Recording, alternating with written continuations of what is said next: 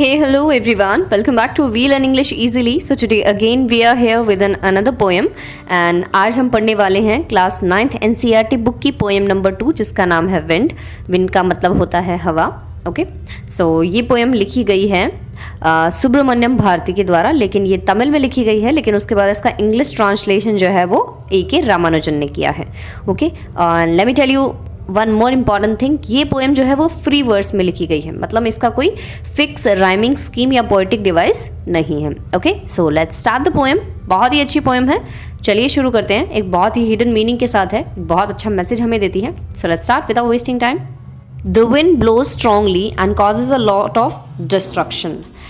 कई बार हवा जो है वो बहुत स्ट्रांगली बहती है, बहुत तेज़ी से बहती है, जिसकी वजह से बहुत ज़्यादा डिस्ट्रक्शन होता है. कई बार जैसे आंधी तूफान आ जाता है, साइक्लोन आ जाता है, तो बहुत लोगों का नुकसान भी हो जाता है. Okay, how can we make friends with it.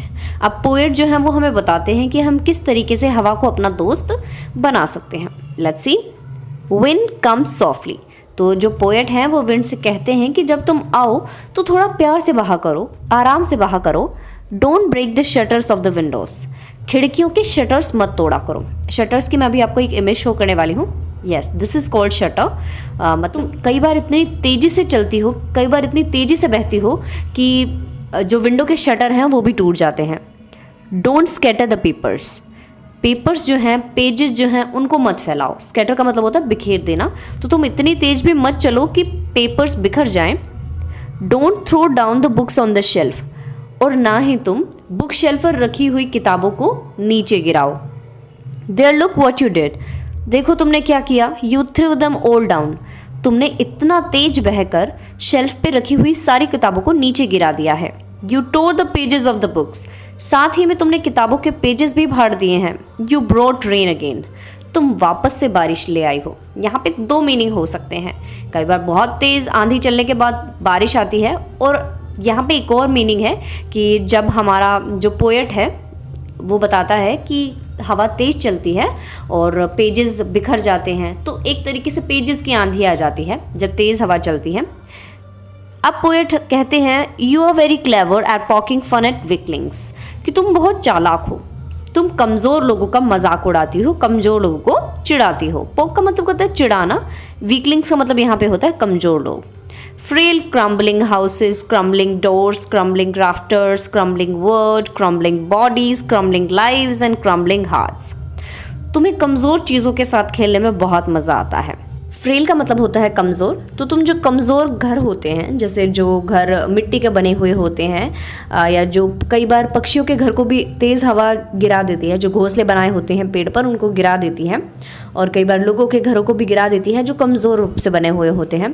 Crumbling doors. साथ ही में कमज़ोर दरवाजों को भी तोड़ देती हो. जो राफ्टर्स होते हैं, कई बार आपने देखा होगा ना, वो चौबू हम बोल सकते हैं, है ना, राफ्टिंग करने के लिए वो जो लकड़ी का फट्टा सा हम इस्तेमाल करते हैं उसको भी तोड़ देती हो. जो लकड़ियाँ होती हैं उनको भी तोड़ देती हो. कमज़ोर शरीर को भी तोड़ देती हो, कमज़ोर जिंदगियों को भी मार देती हो, और कमज़ोर दिलों के साथ भी खेलती हो. तो तुम्हें ऐसा नहीं करना चाहिए. The wind god winnows and crushes them all. जो हवा के देवता हैं विनोज करते हैं. विनोइंग होती है एक हम कह सकते हैं प्रोसेस होती है. जैसे आपने कभी किसी को गेहूं फटकारते हुए देखा होगा, तो जो तूड़ा होता है, जो छोटे छोटे घास फूस होते हैं वो अलग हो जाते हैं और अनाज अलग हो जाता है. तो हवा के जो देवता हैं, हवा भी ऐसा ही करती है. कमज़ोर लोगों को और मजबूत लोगों को इसी तरीके से अलग करती है. या हम एक दूसरा मीनिंग भी ले सकते हैं कि जब जीवन में कष्ट आते हैं या जीवन में जब विपरीत परिस्थितियाँ आती हैं, तो इस तरीके से मजबूत लोग और कमज़ोर लोग अपने आप अलग हो जाते हैं. क्यों? कमज़ोर लोग हार मान लेते हैं और मजबूत लोग अपने आप को और मजबूत करते हैं उन परिस्थितियों का सामना करने के लिए. तो इसी प्रकार से विंड करती है, वो कमज़ोर लोगों को अलग कर देती है और उन्हें नष्ट कर देती है, और साथ ही में मजबूत लोगों को वो और ज़्यादा मजबूत बना देती है. He won't do what you tell him. वो कभी वो नहीं करेगी जो तुम उसे करने को कहोगे.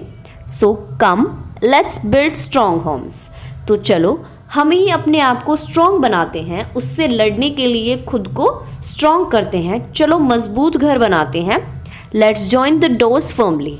आओ दरवाज़ों को मजबूती से जोड़ते हैं, मजबूती से बनाते हैं. Practice to firm the body. और साथ ही में अपने शरीर को मजबूत बनाने का अभ्यास करते हैं. Make the heart steadfast. और साथ ही में अपने दिल को भी एकदम अटल कर लेते हैं, एकदम डिटरमाइन हो जाते हैं, ताकि ये किसी के कहने से, कोई भी परिस्थिति आने से ये डरे नहीं, अटल रहे हमेशा। डू दिस, चलो करते हैं, and the wind will be friends with us. और अगर हम ऐसा करेंगे, हम हवा का डट कर सामना करेंगे, तो हवा भी हमारी दोस्त बन जाएगी। The wind blows out weak fires. अगर आप देखेंगे, जो आग है जो धीमी जलती है, या जो कमज़ोर हवा आग की लपटें होती हैं, तेज़ हवा के झोंके से वो बुझ जाती हैं। He make strong fires roar and flourish.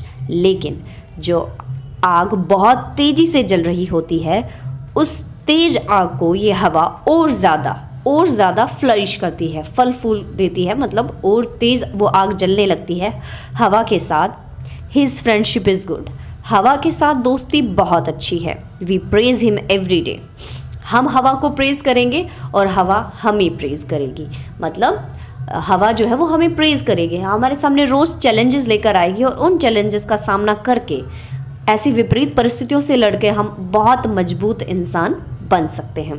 सो इस तरीके से विंड पोएम जो है वो हमें बहुत अच्छा मैसेज देती है कि अगर हम लाइफ में कमज़ोर रहेंगे, तो जितनी भी ये ऑपोजिट, या मैं कहूँ जो जो बुरी स्थितियाँ हैं, जो बुरी परिस्थितियाँ हैं, वो हमें कमज़ोर बना देंगी और हम लड़ने के लिए तैयार नहीं हो पाएंगे। वो जोश हमारे जीवन में नहीं बचेगा। हमें मजबूत बनना है, उस तेज़ आग की तरह जलना है। अपने सपने को धीमी आंच पर नहीं रखना है, मतलब हमारे सपने को वो धीरे चलने वाली आंच जैसा हमें नहीं पनपाना है, हमें वो तेज़ जलने वाली आग अपना सपना बना देना है, जिससे कि विपरीत परिस्थितियां भी डरे और हमारा सपना ज़रूर पूरा हो। Okay, so this is the poem. I hope आपको समझ में आई होगी। Now I am gonna show you some questions and you'll have to tell the answer in the comment section. Thank you.